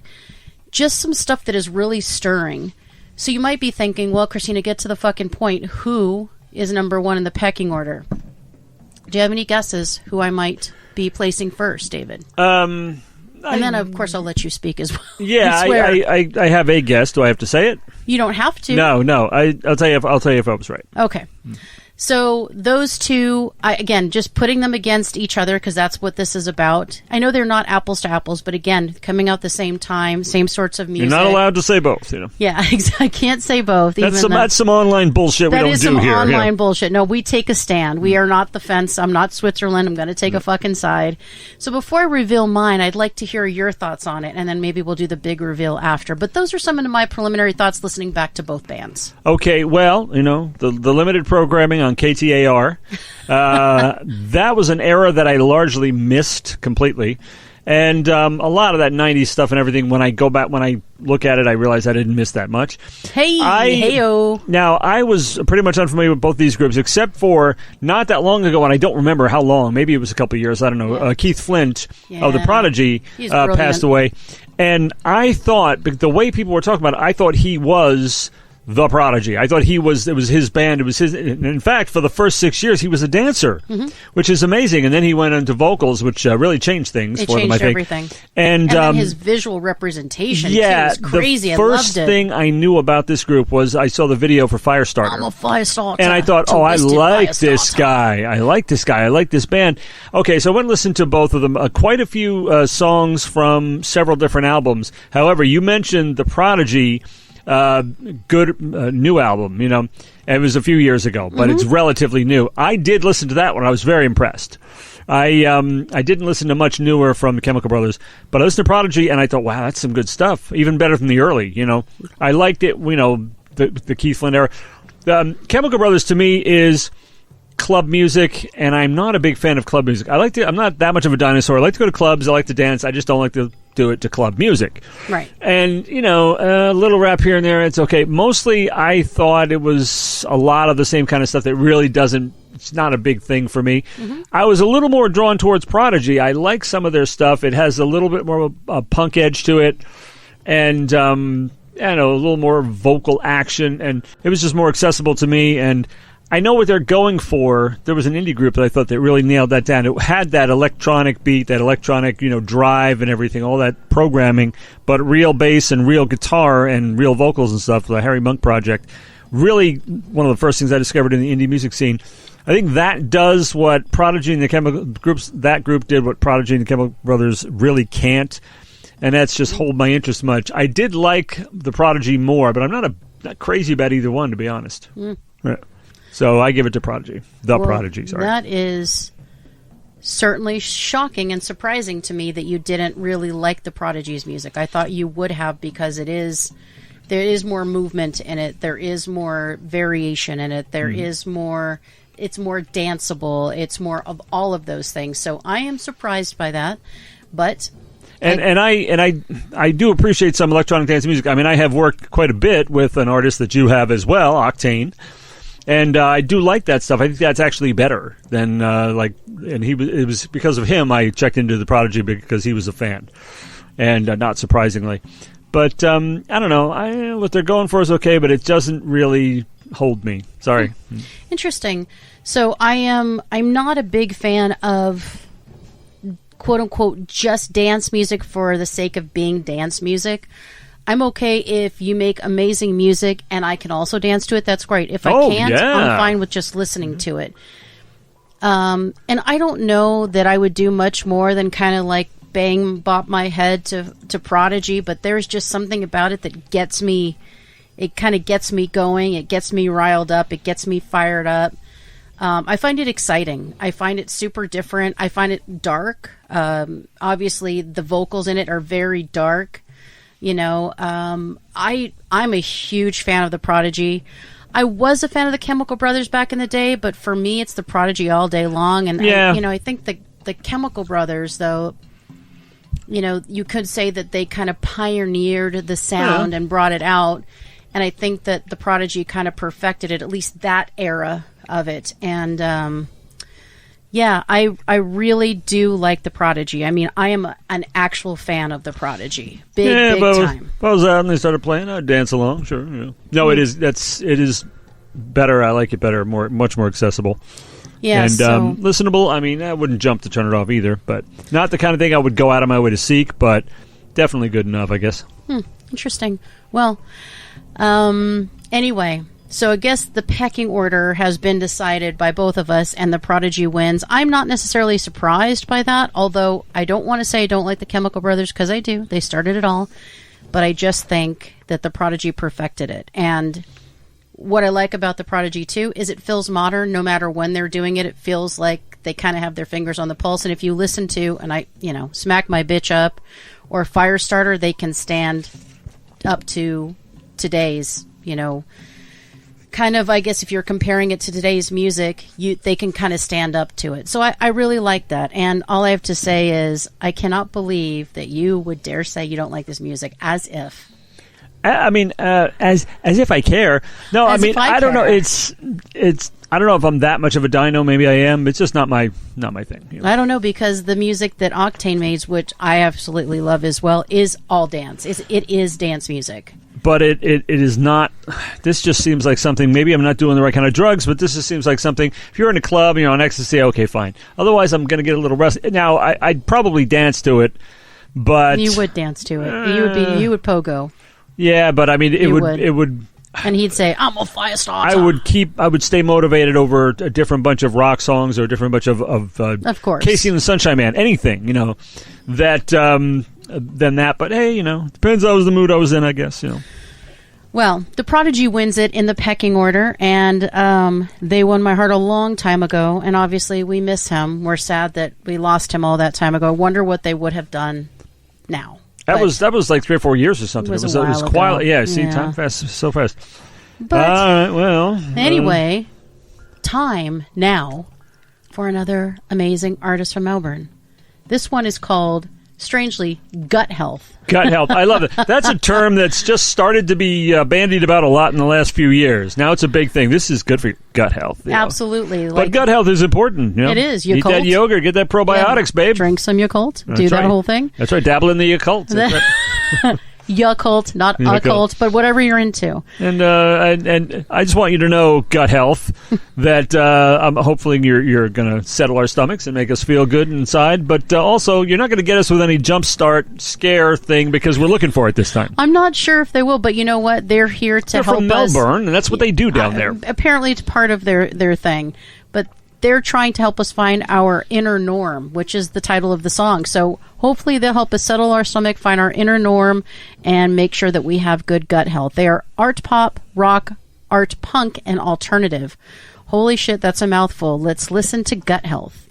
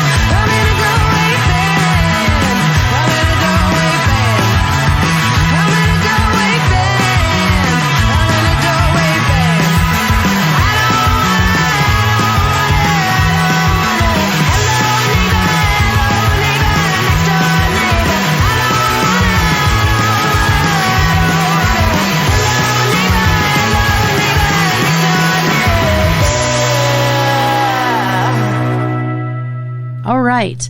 I am feeling that I have some inner norm right now because of gut health. I don't know about you, but I will tell you, I wanted to first say, hello, neighbor. I fucking love it. I love that part. The proggy aspects of this track. I love it. There's some tricky little time signature moments that make me happy. That fucking bass. Yeah, right. That fucking killer bass from beginning to end. And I love that this track is so bouncy and upbeat. It's punky pop with a hint, a hint of ska. I hear a hint of ska in there, and I am living for it. So I think about, a song that you can pogo to, and this one rises to the top. Can you not pogo the shit out of this song? That's exactly this song's gift. I mean, I love the fact that the harmonization of gut health as a name and inner norm. Right. It all sounds so balanced. It is. It's part of a balanced breakfast. All seems right when you hear this kind of thing because I love this. I love this punk stuff. I know you do. I mean, when you take brilliant, as you mentioned, brilliant new wave bass, totally, a la Joe Jackson, Elvis Costello, the manic punk energy of Blondie with real sass and intelligence and hooks up the wazoo.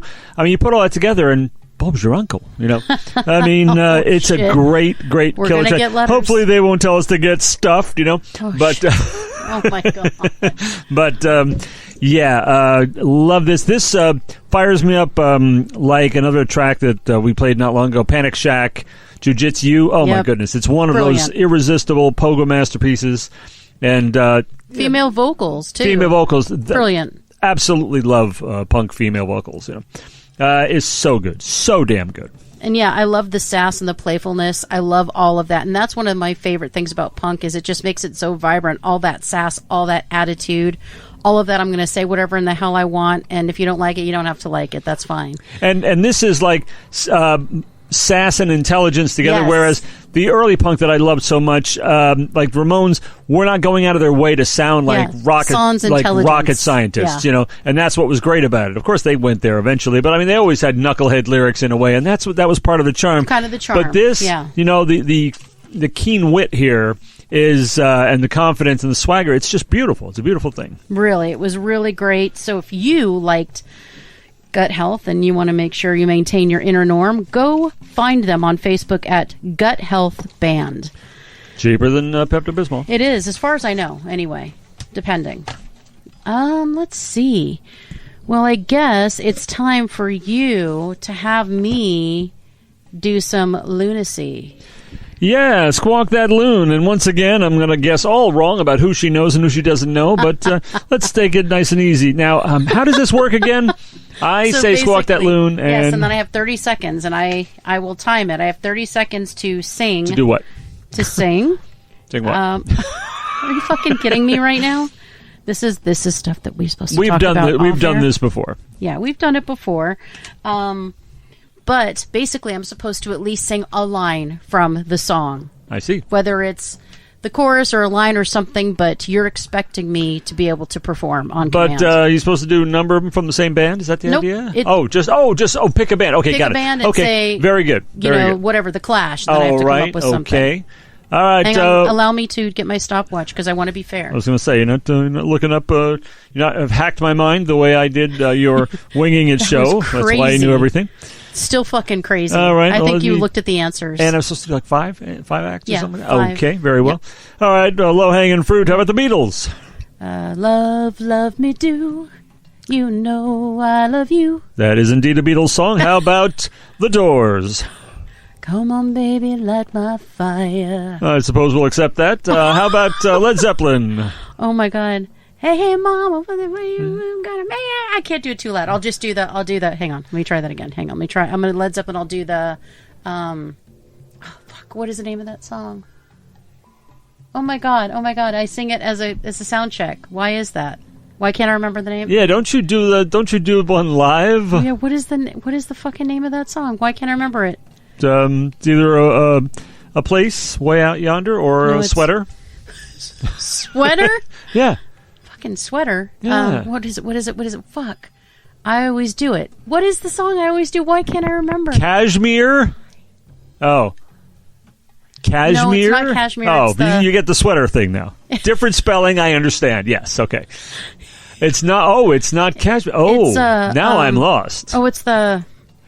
Oh, All My Love. That's one, there you go. All My Love. Thank you. All of my love. And I've never heard you do it, but you mentioned it. All of my love. Yes. Oh, the unfairly maligned All My Love. Nice song. I fucking love that song. Great song. Okay, so we did Zeppelin, Doors, Beatles. Okay, running out of low-hanging fruit. Creedence Clearwater Revival. Why can't I remember a song by them? I see the bad moon rising. Thank you. I was going to say, how low does the fruit have to hang? Exactly. Are you fucking kidding me right now? Fuck all right, one more. Fuck you. One more. How about, okay, let me think. Fleetwood Mac. Thunder on yeah. It's like you don't do all these songs, you know. I forgot. I'm giving her ones she actually does. Yes, those are but she still couldn't get them anyway with this. We're going to have to be right back at you because I'm going to go kick someone's ass right now. That means so we're going to pause for a moment. So that was enough, right? That was enough. I, in fact, did squawk that loon successfully. Yeah. Although I will say I could not remember. And that wasn't it. I do a sound check song, and I don't know why I cannot remember it. We do perform All of My Love, but there's a sound check song that I do. Oh, that wasn't the one. No, I'm trying to remember. It's oh, you need cooling. Oh, okay. I'm not fooling. Whole lot of love, all my love. Okay, right. got it. Send you back to schooling. All right, I'm done.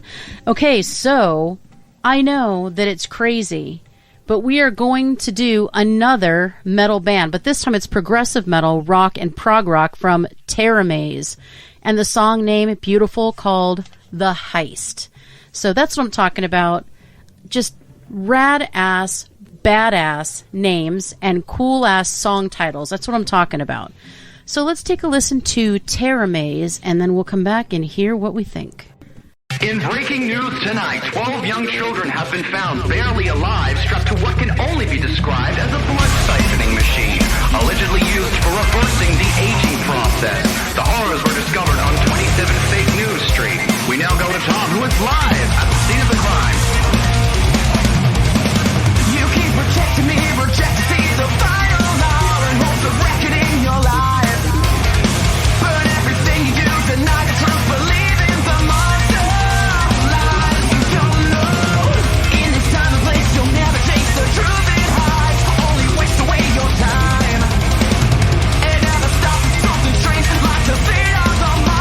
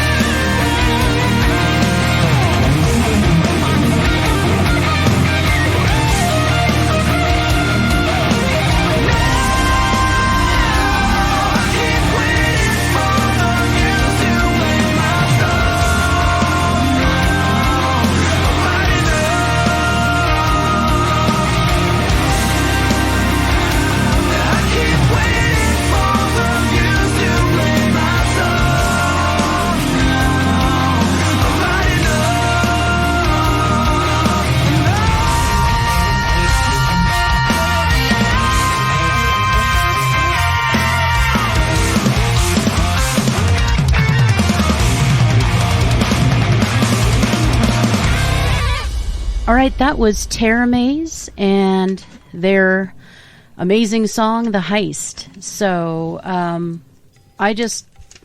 love that, what felt like double time vocals. I love that it kind of goes and it builds. And that guitar in the beginning sounds like a synth. It's amazing. It's not that easy to do. The harmonies and the pop metal kind of vocals, that solo, I'm so all about it. The drums, the bass. This is a fantastic kind of like trend of melodic vocals and metal.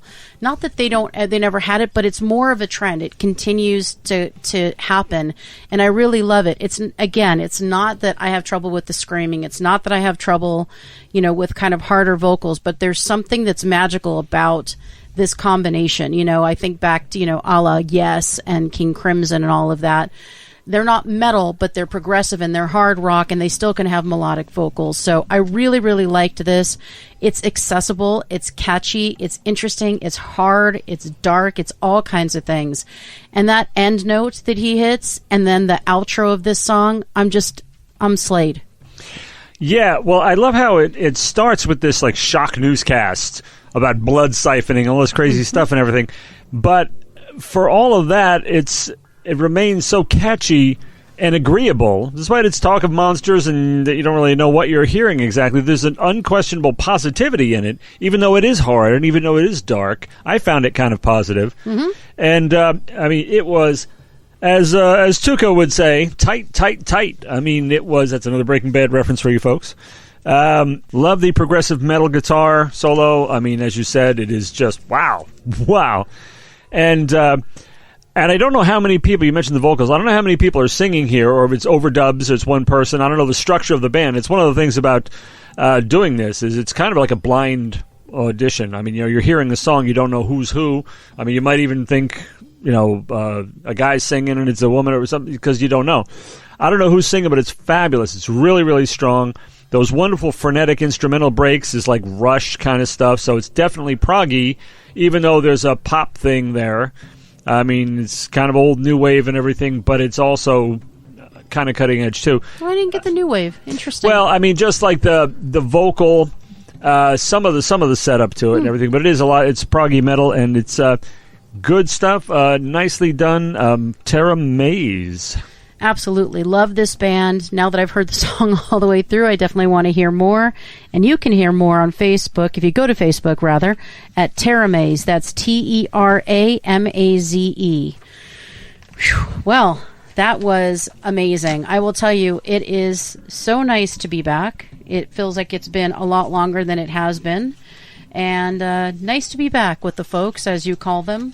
And as if we wouldn't come back. As if we wouldn't get back on the old horse, and that's not a drug reference in my case. Are you wondering what it is that gets me through the show? Yeah. But it is good to. Oh my God!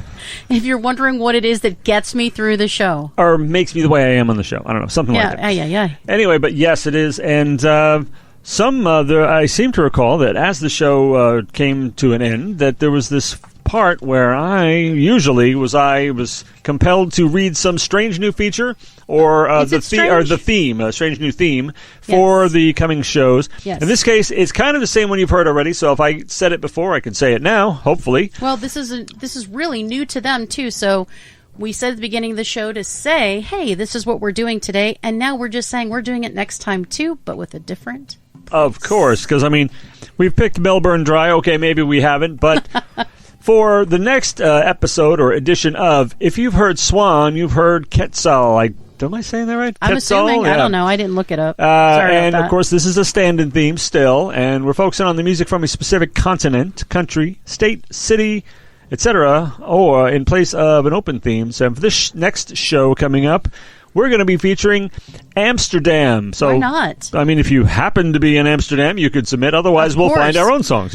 But that would be awesome to get a submission from Amsterdam. That would be amazing. So you can still send in your new music, even if it's not for the Amsterdam show. Absolutely. We'll get to you.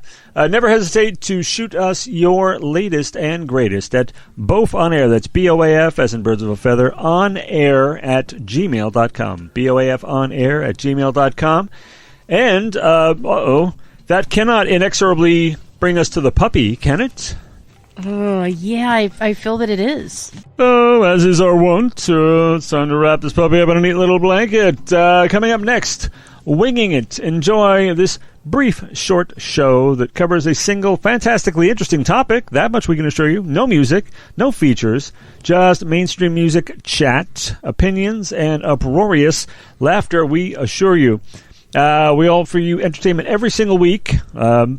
Most of the time. I mean, we've been away, but we will really. now. We will now. No, really, we promise. Sorry about that. Yep. We invite you.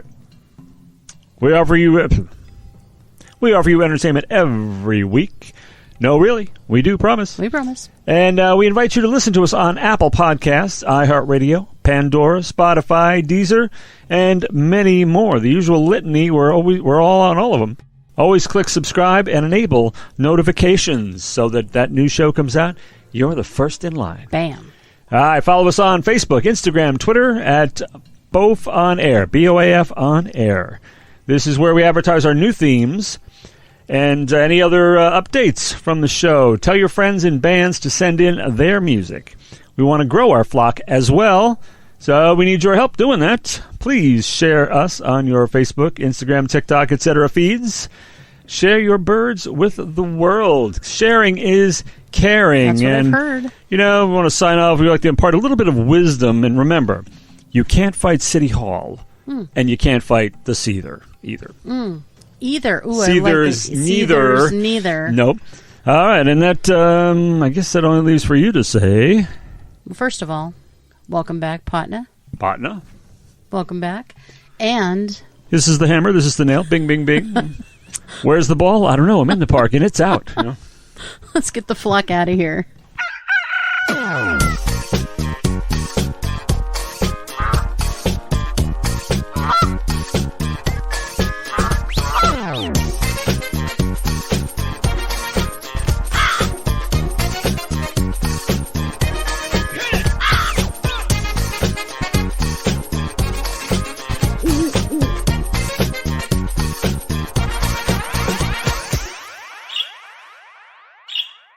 This has been Birds of a Feather on What the Flock Radio.